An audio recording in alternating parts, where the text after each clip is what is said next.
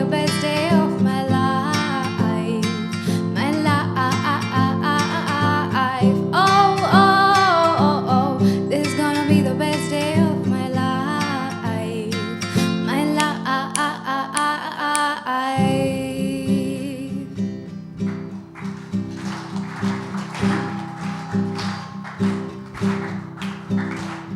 I came with questions in my head and found the answers bumping in. Whoa, oh, oh, oh, oh, oh, oh, oh.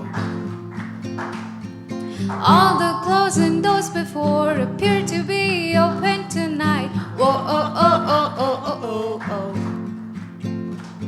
I'm never gonna look back. Whoa, I'm never gonna give it up. Please come join me now. Oh, oh, oh, oh, this is gonna be the best day of my life. My life. Oh, oh, oh, oh, this is gonna be the best day of my life. My life. This is gonna be the best day of my life.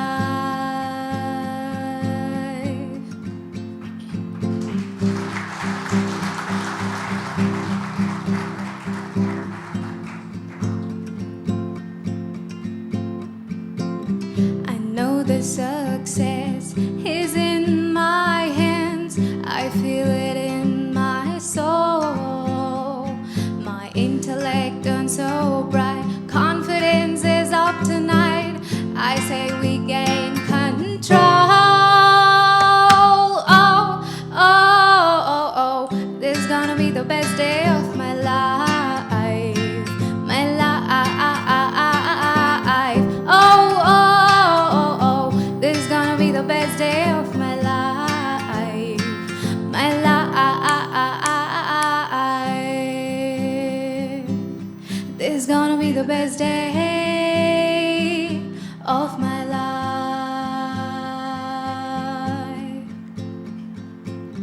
This is gonna be the best day of my life.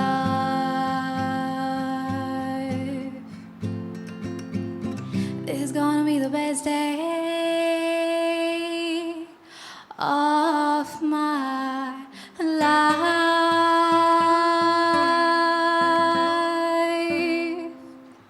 Thank you.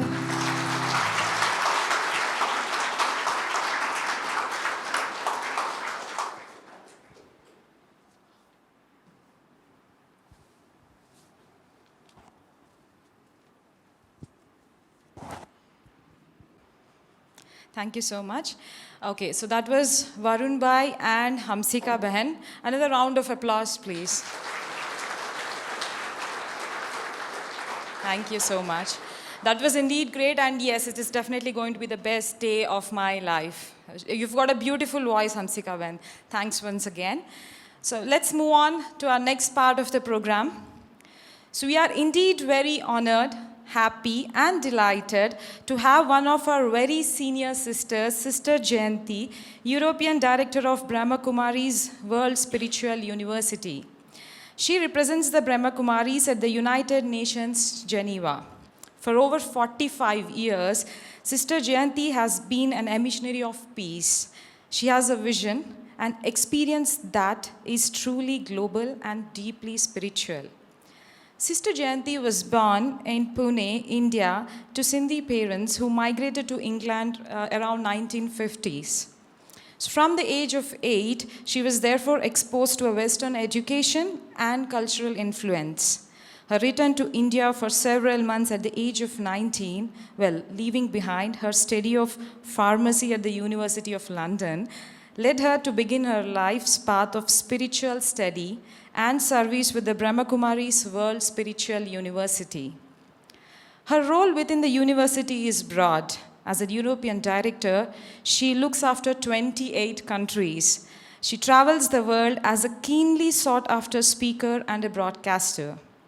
Many trips during the early 80s were pioneer in nature, where she helped establish the work of the university in London, Hong Kong, the Caribbean, Japan, South Africa, as well as several European countries. Recently, she has headed the BK delegation at the current series of United Nations Climate Change Conference in Mexico, Doha, Paris, and Marrakesh, and has spoken internationally on the spiritual perspective of climate change. She had addressed several international gatherings at various international platforms as well. Among Sister Jayanti's achievements to date was her role in the international cooperation of the Million Minutes of Peace Appeal. Well, when I was reading through Sister Jayanti's profile, this was one thing that was really a great achievement. Well, here it says, where people in approximately 80 countries contributed their prayers, meditation, and positive thoughts towards peace in the world. And that makes to a whopping 1.34 billion minutes. She also has a number of books and CDs to her achievement. Sister Jayanti sees the erosion of spiritual values at the heart of underlying cause of the crisis that the world is facing today. She has worked tirelessly to promote positive, human, spiritual values to all sectors of society. Please put your hands together to welcome our guest for today, Sister Jayanti.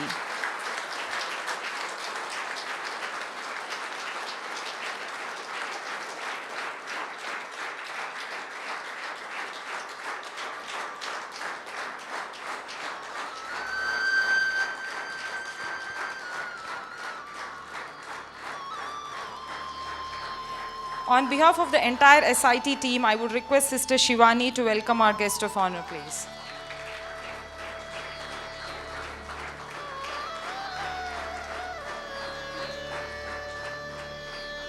Thank you so much, Sister, and over to you.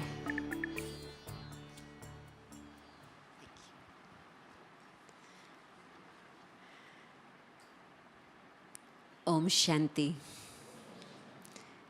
The deeper aspects of life. I can imagine that most of you would already consider yourself to be quite successful. Am I right? Yes? I would thought so. So what more is there? Perhaps you've come to understand that success can be measured in many different ways, in terms of position and designation at work, in terms of your salary, in terms of new developments to your credit. But I wonder how many of you also consider success in terms of happy relationships. Yes, you've thought about that? Good. And even more significant is the underlying factor behind relationships, and that is inner contentment and fulfillment within the self. And I'm sure that however much you have achieved, there still must be something that is there within you that says, there's something more to life than what I have already. And I think that this is what has brought you here to this place. Because when you come to a place of spirituality, you realize that what you're receiving here is not something external, but something very much internal.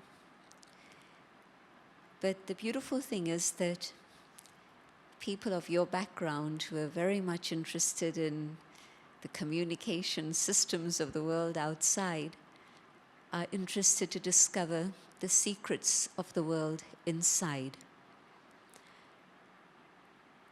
We have a very simple statement that sums up what spirituality is teaching us. And we use the expression inside out. And in a way, it really explains what life is all about. Because whatever is going on in my world inside is what gets reflected in the world outside. And if things are in a state of alignment within, if things are in a state of calm and contentment inside, what you see immediately is reflected in relationships. And then even though sometimes other people may be going through their moods and their ups and downs, but you know that things can be sorted out. And if I'm not aligned inside and not in a state of connectedness with myself, then little things go wrong, as one would expect in life. The sun isn't going to always shine at the time I want it to.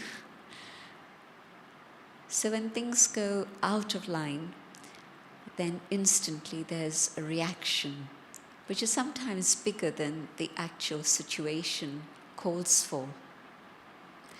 And so we can see in our lives that if we sort things out inside, things get sorted out outside very naturally and easily.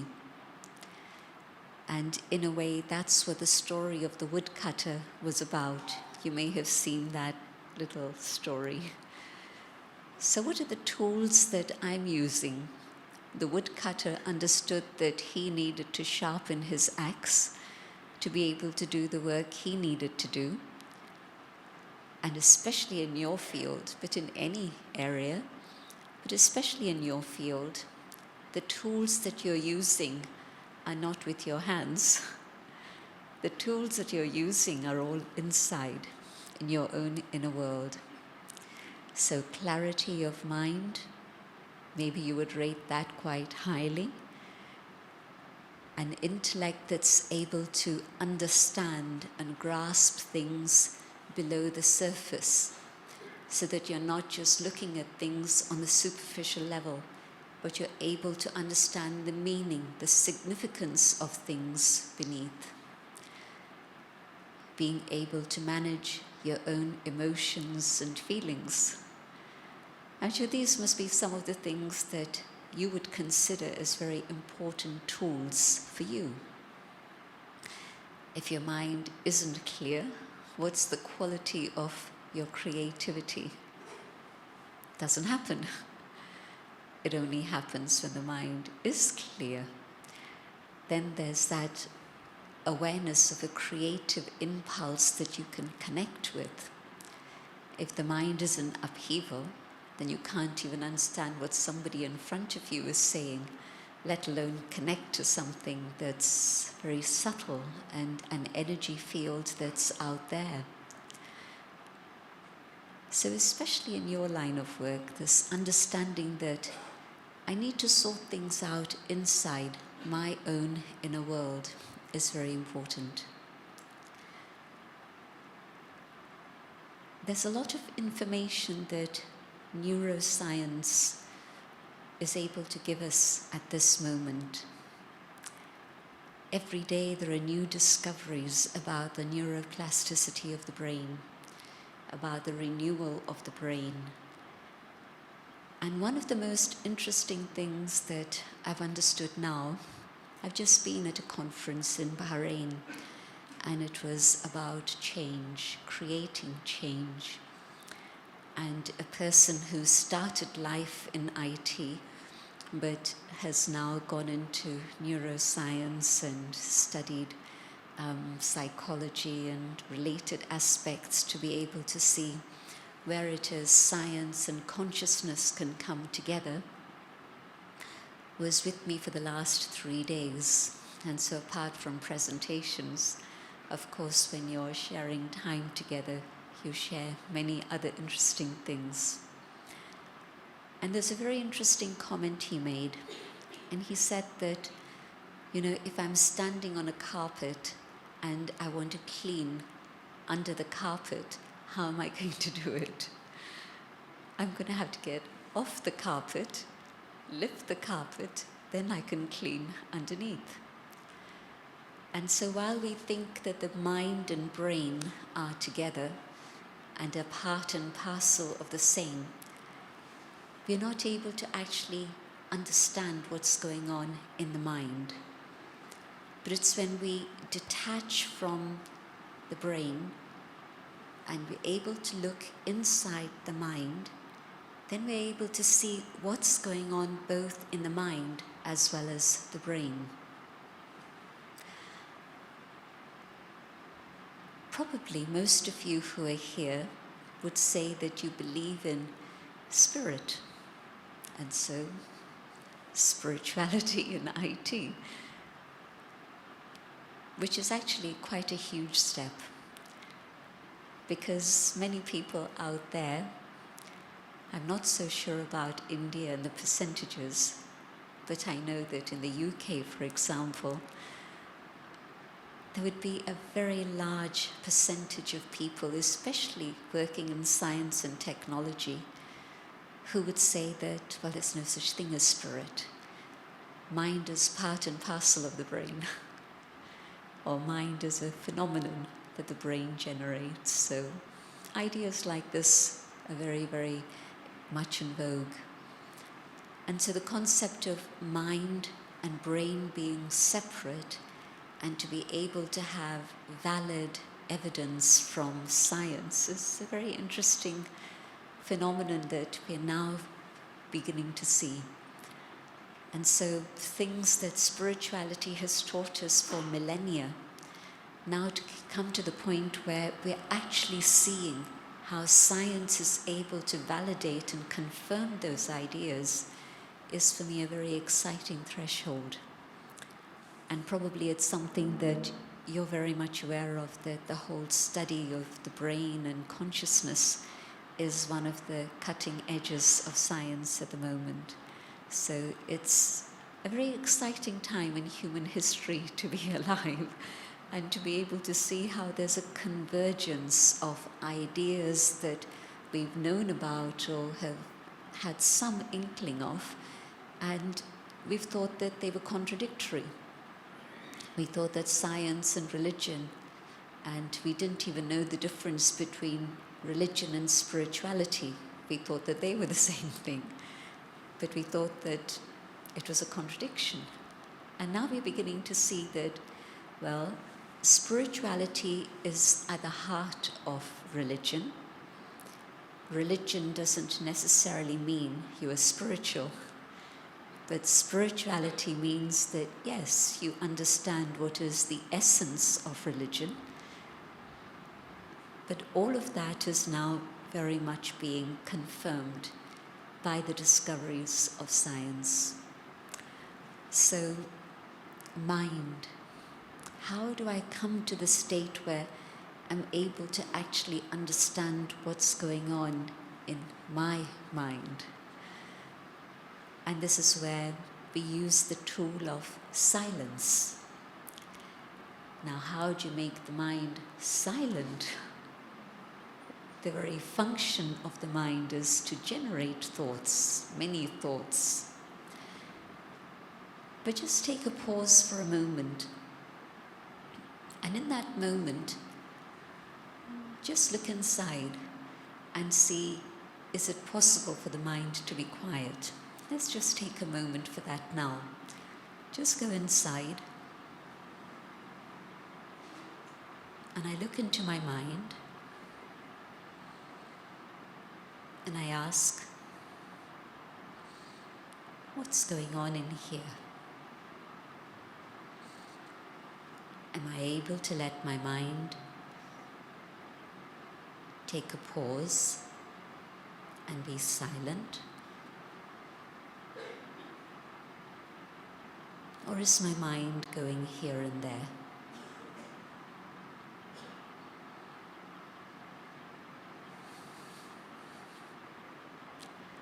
Thank you. I won't ask you to tell me, but enough that you discover it for yourself. Even just for a moment, unless you've actually taken some time to train your mind to be quiet, it wouldn't have been possible. And yes, the purpose is to create thought. That's what the mind is all about. and connected very much with thoughts are feelings. And so feelings come up in a very powerful way within.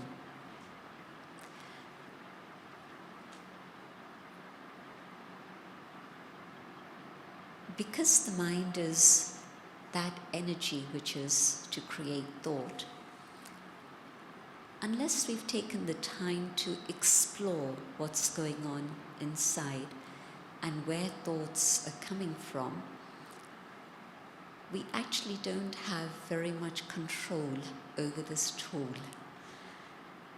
And so the mind will go in a dozen different directions at the same time.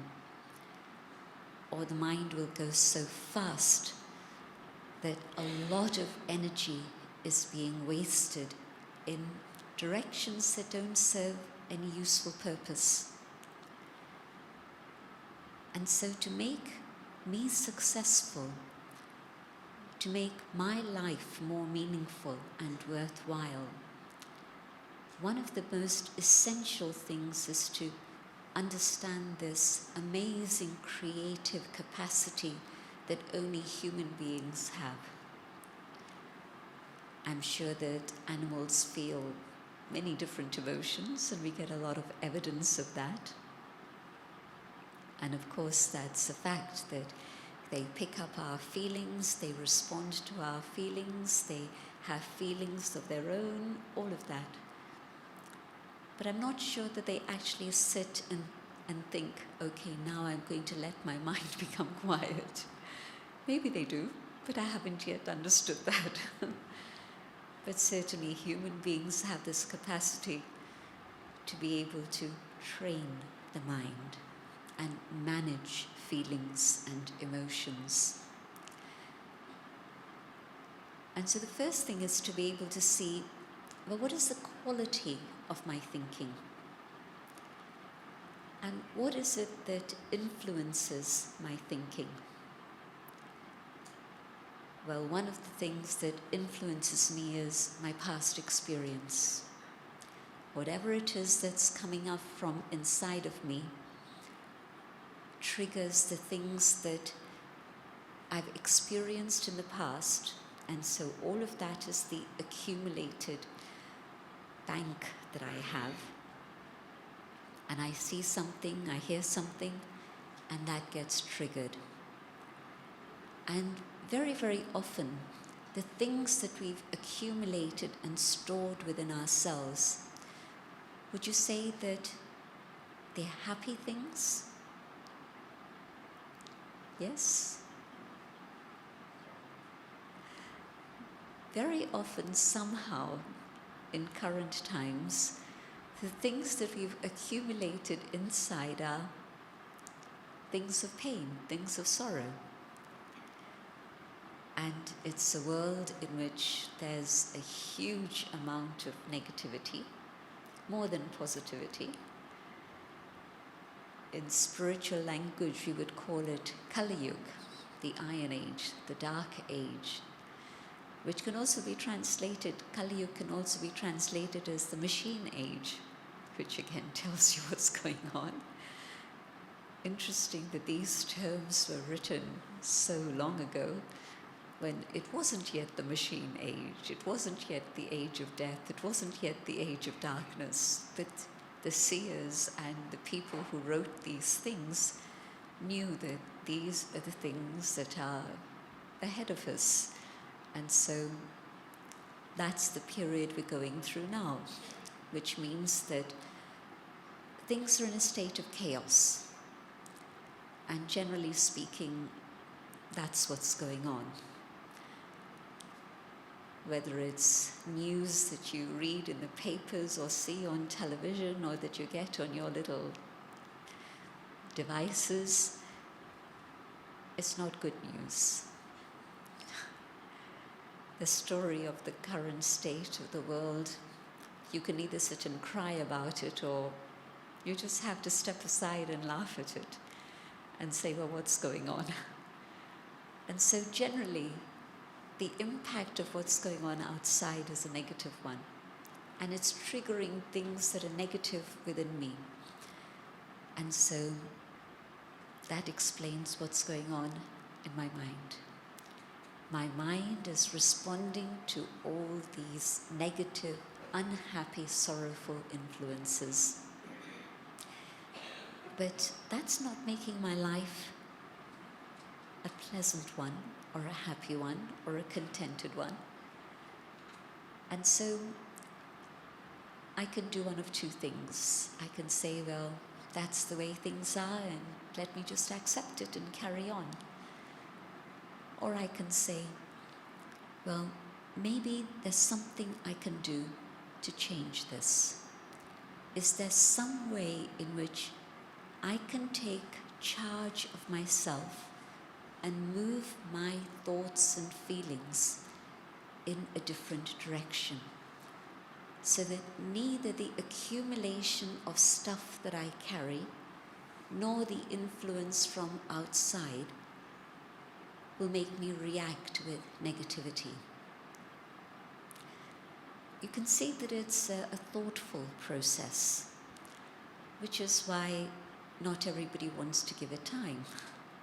But you're the ones who have thought about these things and have been willing to give time to this, so that's brilliant.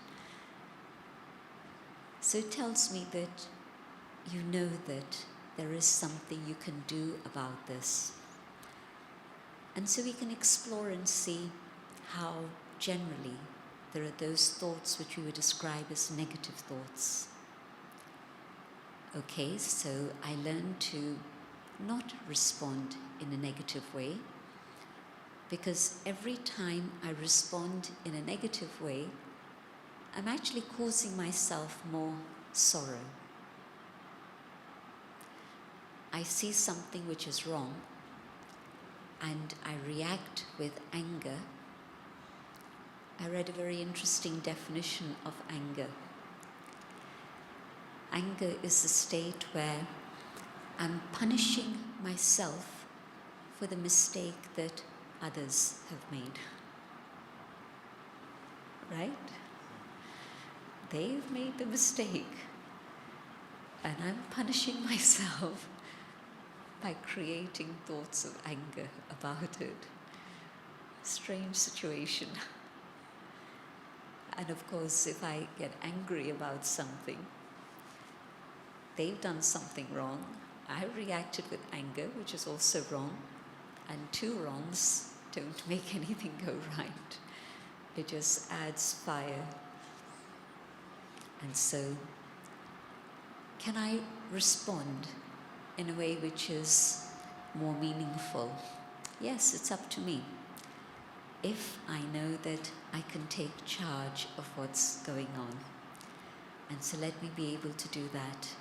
And instead of allowing simply a reaction of anger or attachment or possessiveness or competition, what I can do instead is to spend a little bit of time exercising my inner muscles and finding something else with which I can respond. And what happens is, if you take a little bit of time to create space within your mind, difficult to find silence, but what you can do is create pure thoughts, positive thoughts, powerful thoughts. And this is what is called meditation. And it's very interesting how meditation has now become mainstream. How many of the top companies actually organize mindfulness, meditation classes, and so on within their own companies. Why? Because it's benefit for them. It's benefit for the individual, but it's also benefit for the company. There's higher productivity, there's less illness caused by stress, there's harmonious relationships, there's more collaboration, so greater output, so it's win-win-win on all levels. But yes, meditation is the key. And meditation in the way that we experience it here is to use our mind in a very constructive way, beginning with a very simple premise, and that is that the inner state of being is one which is actually of peace, of truth, of love. That this is our actual natural state. This is the original state of being with which we began our human journey. And again, I think here it's easy for you to accept that. Here, I mean, in India, because of the millennia of spirituality that this land has. The original state of the human spirit is of goodness. And if I can just focus on that for a few minutes and allow my mind to generate those thoughts that take me inside, and we use thoughts to meditate. We don't try to stop thoughts, we use thoughts. But when I go inside myself and connect with that original state of being, we discover that it feels very comfortable, very familiar, very natural, which is telling us that, yes, we're on track. You must have experienced it many times. If you're doing something which feels uncomfortable, unnatural, there's something in the back of your mind telling you this isn't quite right. There's something that's not aligned here. And so to get into that state in which you know that things feel comfortable, things feel natural, and so if I'm using my mind to create thoughts of peace, and I discover that as I generate those thoughts of peace, it's not just imagination, but I'm actually connecting with that space which is within me, which is actually a space of peace. And once I'm able to connect with that space of peace, it's like I've opened the door of treasures within. And I discover that not only is there peace, but there's love, there's truth, there's joy. And the soul feels very clean at that moment. And so through this journey of meditation, we begin to get a glimpse of what it's like to connect with the treasures that we have within. And then instead of allowing the reactivity to come in through the pain and sorrow that we carry, what we're doing is responding with peace, with truth. And we begin to change our patterns of behavior. One of the most difficult things to change is habit. Have you tried changing your habits? Any habit? Have you tried changing the habits of others? Does it work? Changing my own habits is difficult enough, and trying to change the habits of others is actually impossible. I've come to the conclusion it really isn't possible. What you can do is inspire, encourage, empower, but you can't make somebody else change. But what I can do is understand the mechanism inside myself, and by connecting with that state of inner peace, especially first thing in the morning, it's fine to be able to spend time for silence for the self any time at all. Definitely it's valuable. But if you start the day recharging the battery, it's a lot more useful than just recharging it at the end of the day when most of your day's responsibilities are done with. And so starting the day with time for myself, to be able to go into silence within the self using pure, powerful thoughts, means that through the day, when there's a negative thought that's coming up, I'm able to discern it and recognize it. And I see that this is one of the good things that's happened in the world, which definitely 20, 25 years ago was not around.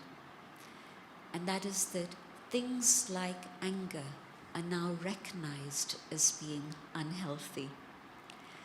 I mean, I remember the days when if I made that statement, anger is negative, there would be many people who would say to me, whether in private or in public, but surely you have to prove that you're the powerful one and it's your anger that tells everyone else who's the boss. And today nobody would say that, I think. Everybody would understand that anger is unhealthy, both for the soul as well as for the body, as well as for relationships, as well as for the atmosphere and the work.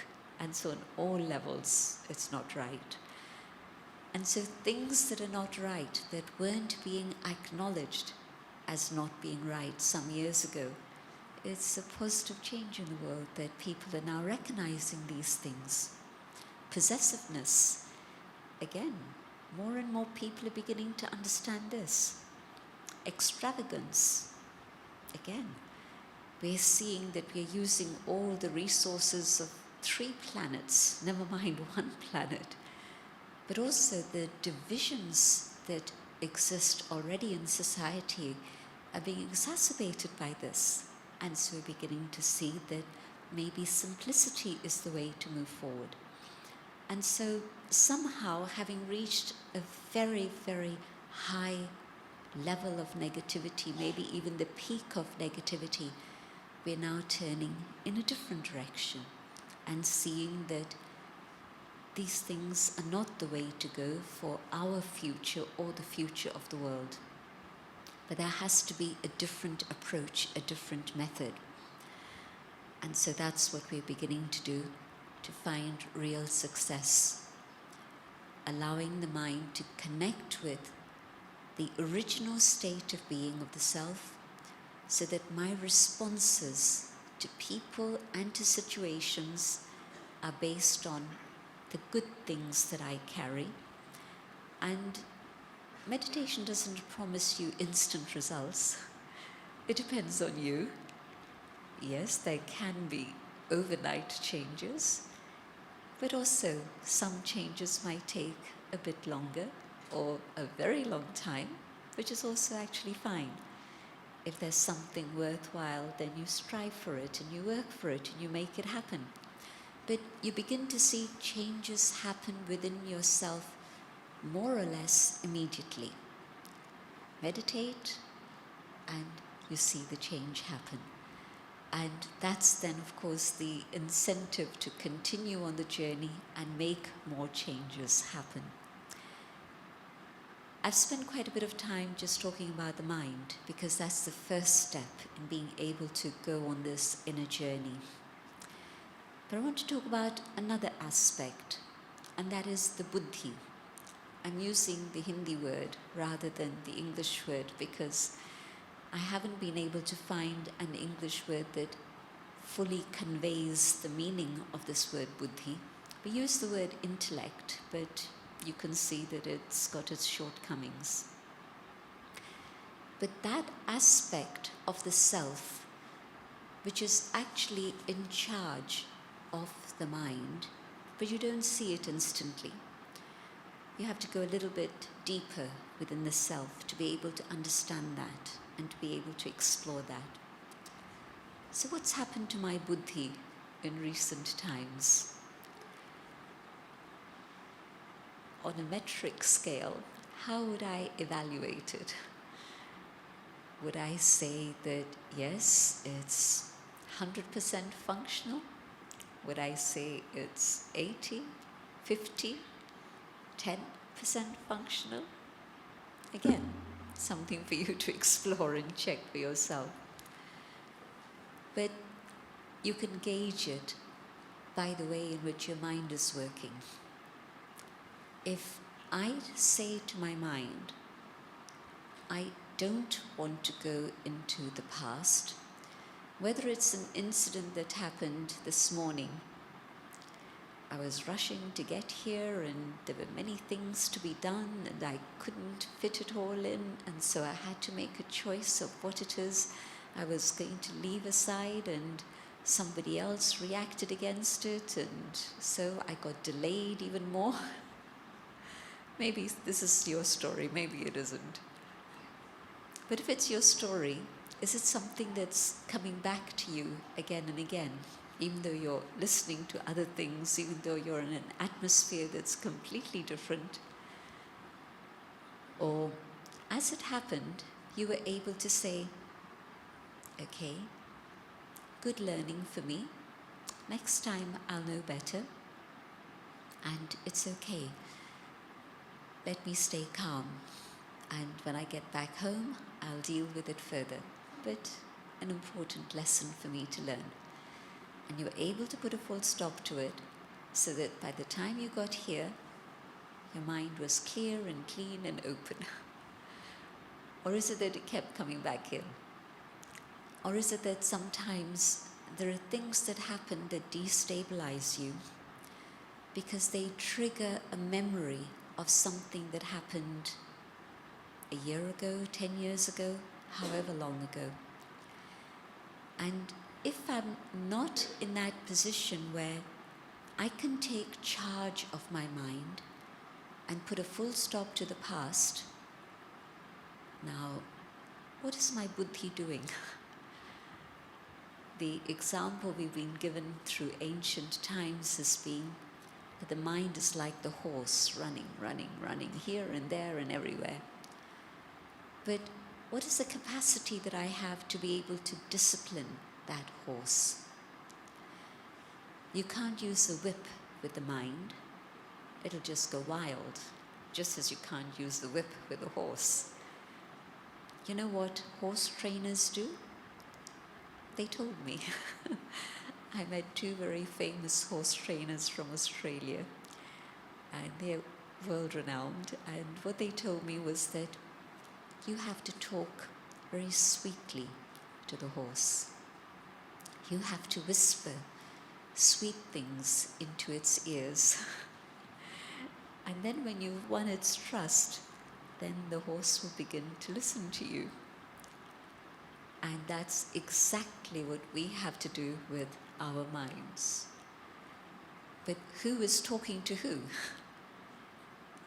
The mind is the horse that's racing, but doesn't know which track is the stony track that's going to cause pain, or which track is the smooth track that's going to allow it to go to its destination quickly. It's the buddhi. The buddhi is my inner capacity to be able to hold the reins of the horse in my hand and guide the horse with love very gently in the right direction. And so, what does my buddhi do? Is it doing its function? It seems not. And so, yes, we are looking at what's going on with the mind, but even more important is to look at what's going on with the buddhi. And just one particular understanding can shift from the state in which the buddhi has abdicated its sovereignty, it's let go of its state of power, and it's just standing as a bystander and not doing anything because it's become disempowered and disheartened, because it forgot one thing. It forgot that I, the soul, am in charge of my mind. It forgot the identity of the self, and it thought that the physical identity was what matters. And of course, the physical identity is what we see all the time. And the physical identity and the whole subject of individuality is what is the sign of our times. We don't think about family, we don't think about the clan, we don't think about the community. It's the individual. And the individual is very much connected with a state of ego. Identity of the self is very different to ego. And what is dominant in today's world, and it's a global phenomenon, not just in the West, It may be more visible in the West, but it's global. Our identification is with skin, physical identity,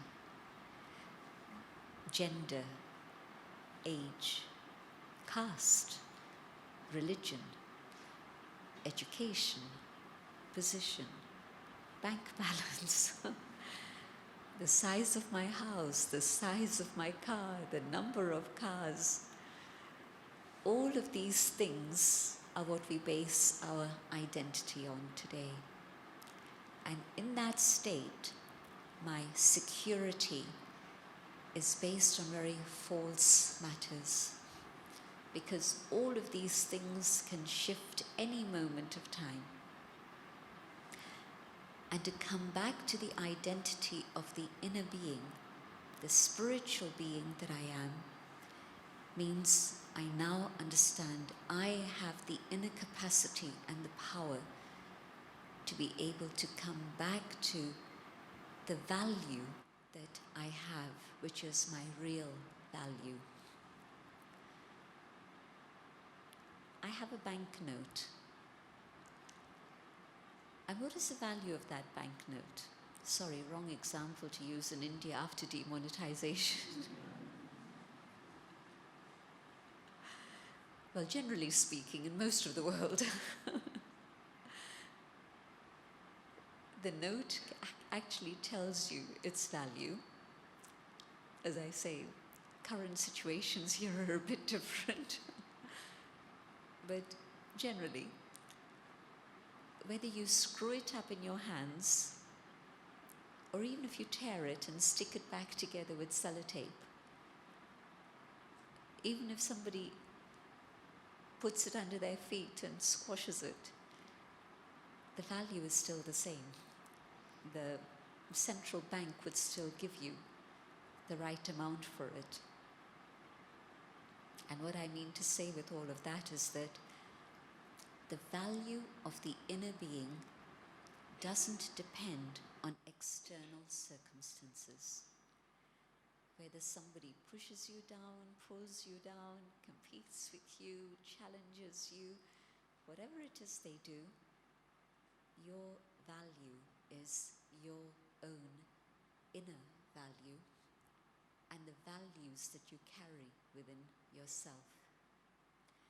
And so the value of the soul are the values that we have, the original qualities that we carry. And so when I connect with those and I realize that this is who I am, my buddhi comes back into its own state of power and it's able now to take charge of the mind and start moving the mind in the right direction. My buddhi awakens. Sometimes I think that humanity is in a state of sleepwalking. And why I say this is because we know what is dangerous. We know how dangerous, say for example, the false economy is, or climate change and all the things connected with that are. But yet we still keep walking towards the edge of the cliff. Is that a wakefulness, alertness, awareness, or is it sleepwalking?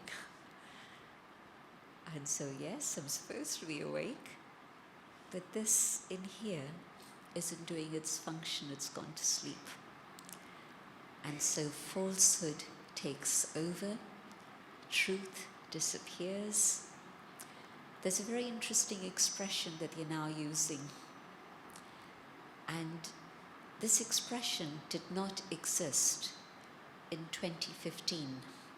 In 2016, this new word came into existence, and the Oxford Dictionary people tell us that its use was multiplied 2,000 times over within that 1 year. And that word is post-truth. Has it reached India? It will. I'm sure it will. But that was the expression for 2016. It was multiplied 2,000 times over, post-truth.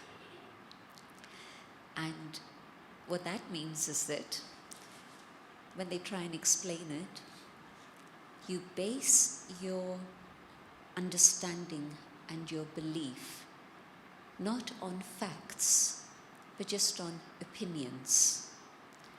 And so somebody's opinion, somebody's opinion, somebody's opinion, somebody's opinion, and you look at that, and this is what's happening with social media.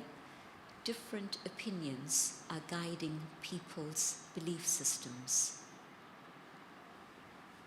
I don't have to tell you what happened in Britain in June with Brexit. I don't have to tell you what happened in the USA in November. But these are the sort of things that they're describing as part of that scenario of post-truth. As I say, it'll reach India soon, if it hasn't already. It has. I thought so. But falsehood, you don't even know what is real or not real anymore, because we're in an era of post-truth. Facts don't matter. I'll give you one example. When people were given information about smoking, and they were given the facts about smoking, most people still ignored those facts. And whatever their own feeling or habits were, still continued to dictate whatever it is they were doing. And so we put a label on it now, but it's been in existence for quite a while. And so that's the state of the world.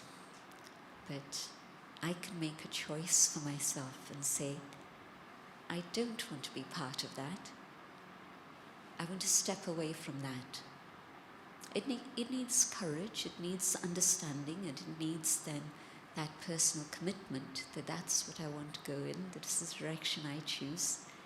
But it's very, very fulfilling, rewarding, and it gives a guarantee of great happiness and definitely success in terms of my own inner fulfillment, to know that I'm moving in the right direction, and a lot of joy in relationships, because what you bring into the relationship is something that you can give. Otherwise, there's an emptiness in which I am needy.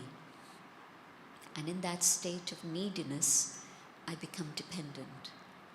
But now, because I found a way to recharge myself, I'm able then to give something. And of course, if I, as that being, am now fulfilled within, my contribution in my workplace is going to be something that's very creative, very productive, and very successful. So let me stop here and see if you have comments or questions. Oh, would you like to experiment with meditation first before we open up for questions? Okay. What I'm going to do is to speak out my own thoughts in meditation, and this will give you an idea of the sort of thoughts to create when we move in that direction.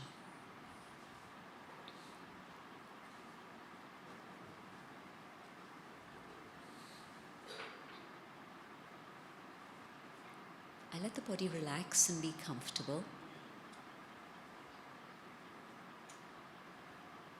And for a short while,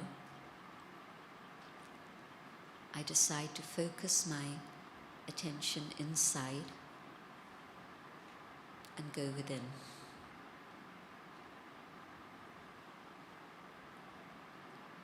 I choose to focus on the inner being.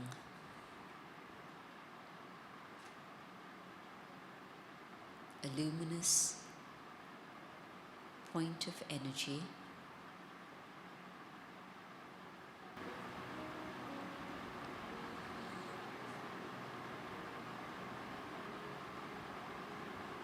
And as my thoughts slow down,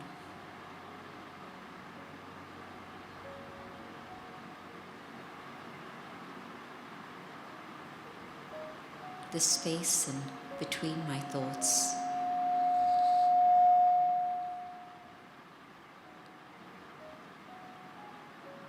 allows me to experience, and I begin to feel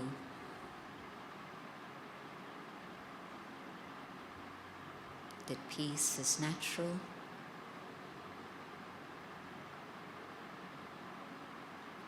peace is who I am,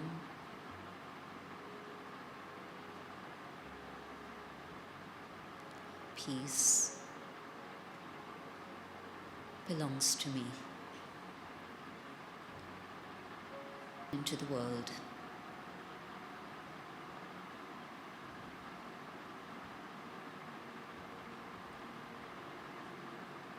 I come back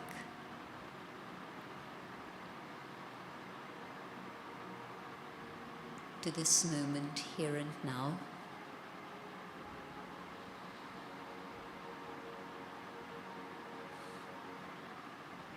in the physical dimension. Jayanti. Thank you.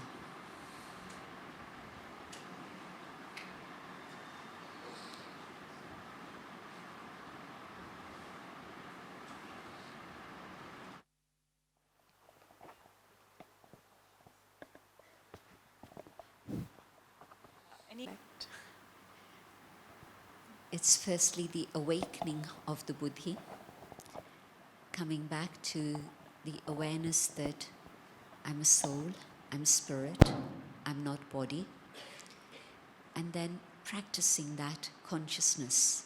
Say, for example, now, as I speak, I can speak in that awareness that it's I, the inner being, using this instrument to be able to communicate, and I'm speaking to you, the soul.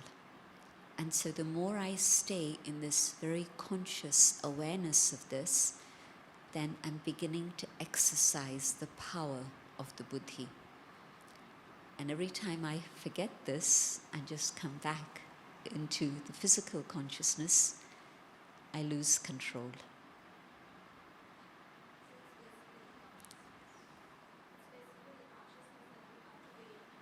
It's the consciousness that I create. So the buddhi that's awake and powerful has this awareness of spirit. It's simple, but it's effective.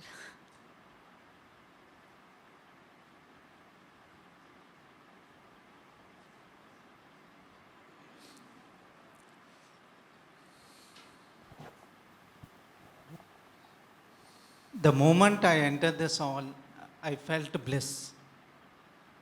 In the same way, like once we go out, there are a lot of negativities. Obviously, the circumstances impacts the mind. How to avoid negativities impacting the mind?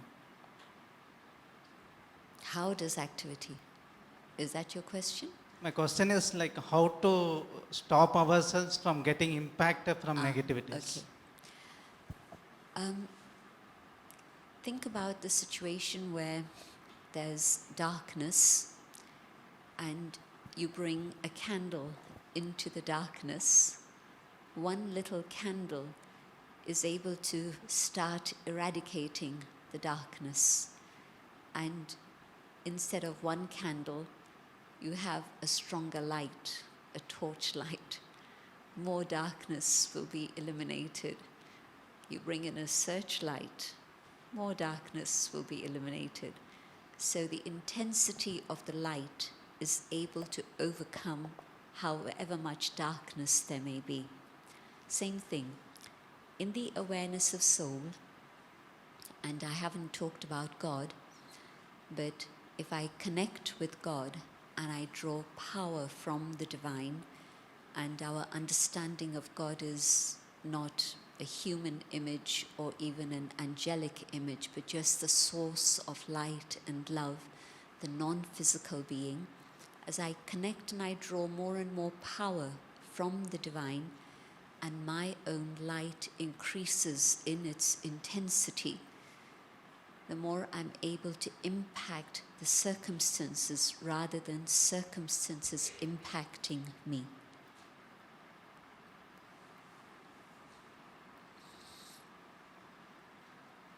Om Shanti. Om Shanti. I have a question about the children. I have 2 girls, and I wanted to start this meditation at a very young age. But what's the right age, and how do I start having them to sit in silence? Because every day we sit in silence for 3 minutes, they say it's boring.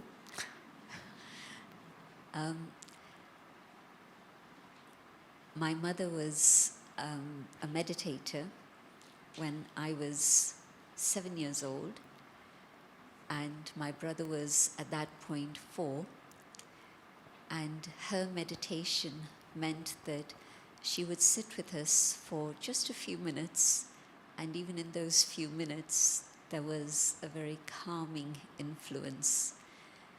And so there's nowadays many creative things that you can access to let children relax and just come back to a state of calm, because today, because of the diet, we feed our children the wrong things, and so they're hyperactive usually. And secondly, media. And the influence of media stimulates all the senses continually, so they don't know how to be still and be calm. And so there's a lot of resources available on the internet about relaxing mind and having that influence for children. And so you can start as early as 3 and 4. Prior to that, it's your vibrations that are impacting the children.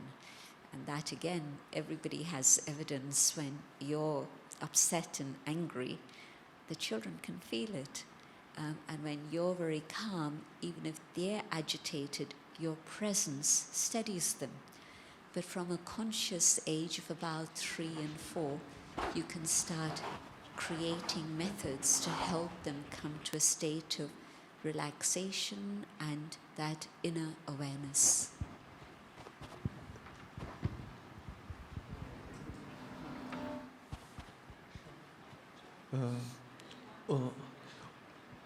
Om Shanti Didi.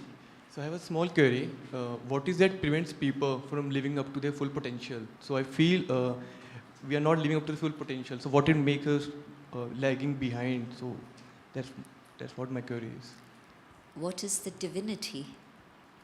Yeah, so what is that? It prevents people, so they're not living to the full potential. So we have a lot of stuff to do, but we're lagging behind due to some of distraction, something kind of like we are fearing of something else. So we're not living to the full potential. We are doing something, we're just lacking when nahi shayad, okay, and leave it behind.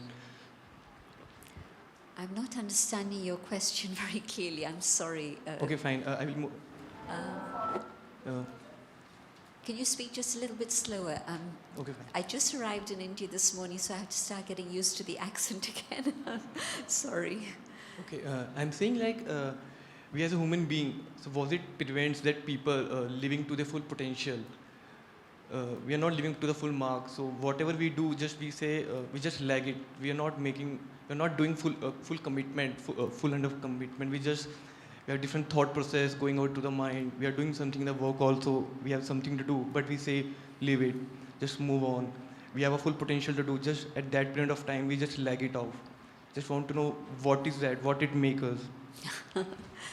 It means that we've lost focus of our life. We get distracted very easily, and one moment we're in good company, and so we feel, yes, this is important. The next moment, television, apps start influencing us and we forget.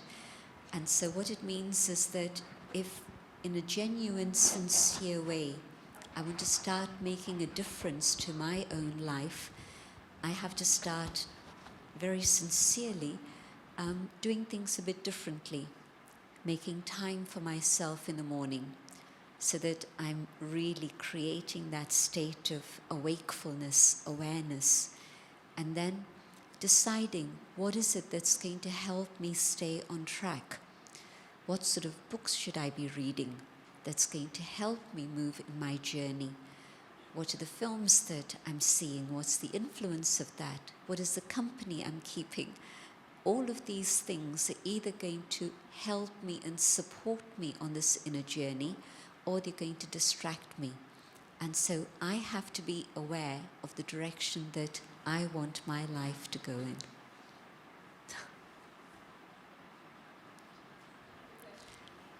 Sorry. There's two here already and one there, so I'm sorry because you're really running out of time. We've got a few other things also lined up. We can hear more of Jayanti Behan tomorrow as well. We've got some events lined up for tomorrow. Okay. I'm sorry, I'll have to stop the questions. We'll always have an opportunity to interact with her. I'm sure sister will definitely come back. Yeah.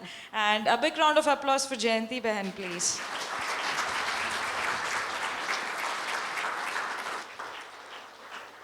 Thank you so much, sister. You can just...